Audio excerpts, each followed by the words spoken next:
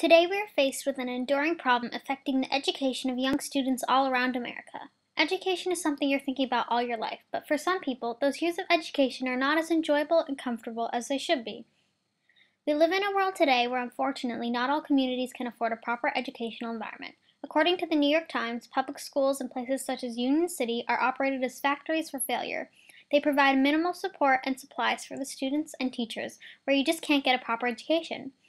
I have a nightmare that students go to school every weekday and suffer not being able to get a solid education to help them in the future. I have a nightmare that students succeed by becoming test takers, not just thinkers. As the Greek philosopher Socrates once said, I cannot teach anybody anything, I can only make them think.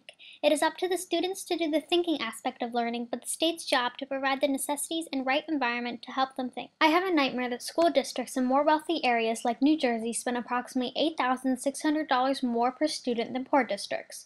Unfortunately, that's not a nightmare, it's reality. Some schools lack basic resources essential for upper-class school districts such as textbooks, computers, printers, and even teachers. Bridgeport, Connecticut, which we all know is a mere 15-minute drive from where we are all sitting right now, has an astonishing number for CMT scores. In mathematics, Westport scored an average of 300 and Bridgeport scored a low 230.8 points. They clearly do not get taught as well as we do in Westport and have more crowded classrooms.